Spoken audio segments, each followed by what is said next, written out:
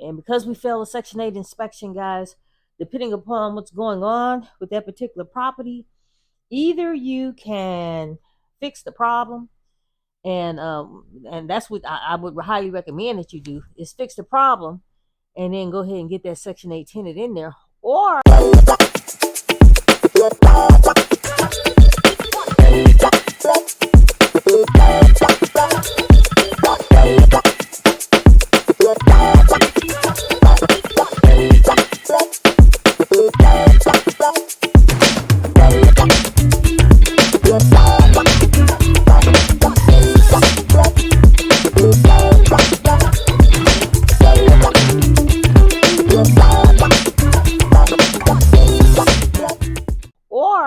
you can allow the Section 8 tenant to move in and then fix the problem. And then 9 times out of 10, what's going to happen is Section 8 is going to either come back and inspect the property, depending upon which state you're doing business in, or they would just ask you, hey, can you send me some pictures? Okay, and that's what's going on with us right now at this current time.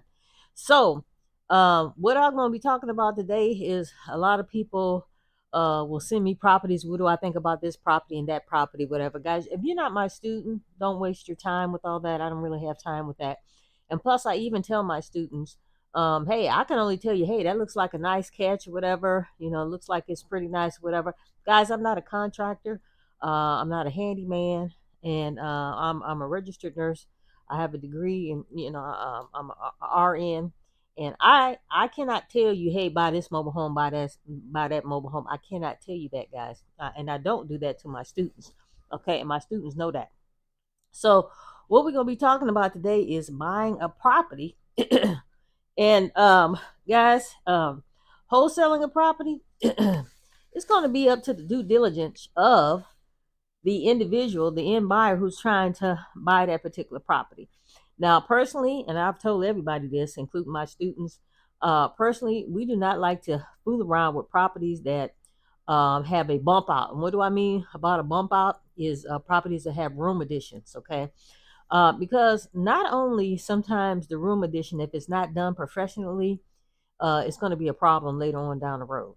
Probably leakage into the mobile home or whatever the case may be. Now, with that being said, we might not be interested in a mobile home that has a room addition, especially a mobile home that has a room addition that was not done by a professional. But guys, if we are trying to wholesale that mobile home, excuse my French, I could give less than a damn if there's a bump out or a room addition. That is going to be the due diligence that is going to be due on the end buyer's side. Okay, they need to do their own due diligence. Okay, I am the wholesaler and I am here to present the property.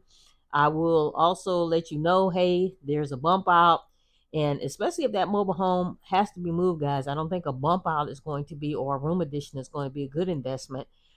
Because not only do they have to, especially if it's a single wide, not only do they have to move that single wide, but they also have to move that bump out. So now you're paying for 2 moves instead of one, because you got to move that single wide and then you have to move that bump out.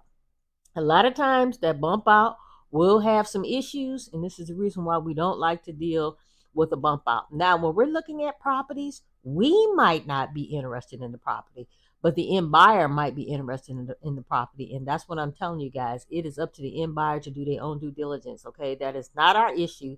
That is the end buyer's issue. Sure, I will point out, oh, it looks like the flooring is a little uneven, especially if it's very noticeable. It looks like there might be a short in the electricity or whatever the case may be, or it looks like they might need a roof in another couple of years. Guys, how me and my brother do business is that we do not buy a mobile home unless we have consulted with our handyman or our contractor, okay? Because that's not what we do professionally. Like I said, I'm a registered nurse and my brother is a barber and he's also a photographer. So that's what we do professionally, okay? We're not handymen, we're not contractors. And I'm going to tell you what, guys, we had our handyman and our contractor both were ill at the same time, and we wound up purchasing the property. And guys, we had the biggest egg on our face because we purchased a property that needed a lot of work, okay? And because it needed a lot of work, guys, we were really behind the 8 ball as far as being able to get out of that hole and and rent out. We didn't sell it, guys, and to rent out that particular property, okay? Because they were ill, the contractor as well as the handyman, they weren't able to assess the property, and me and my brother decided, hey, the property looked good and all that good stuff. And guys, we wind up with egg on our face because we bought that property and it cost us a lot more money to rehab that particular property. And this is why I never tell my students, go ahead and buy the property. We never purchase a property from that point forward without our handyman or our contractor, okay? Because there might be some hidden rehab that we know nothing about. And next thing you know, guys, we're out of more money than we anticipated, okay? So if you plan on being my student, don't be thinking that you're going to be outside of your mobile home that you're trying to purchase. Hey, Kelly, look at this. All I can tell you, hey, it looks like a good find. And I would tell you, I would highly recommend you consult with your, contractor or your handyman before you purchase anything like that. Now, with that being said, guys, you will see us driving in mobile home parks that are a little on the shady side, because there are some parks that are on the shady side. There are some parks that are in gated communities, whatever the case may be. And guys, if you see us in a shady part of town, it's not because we're interested in investing in that particular area. What we're doing is we're trying to wholesale a property out of that area. Okay, we're not interested in purchasing in that area because, guys, we like to invest in mobile home parks that basically are 3-star parks and higher. Because we like to get, the type of people who like to stay employed, don't have a criminal history, are not sex offenders. The credit score is pretty decent, and they're looking to stay for a long time. Okay, not short-term rentals. That's nothing that we do.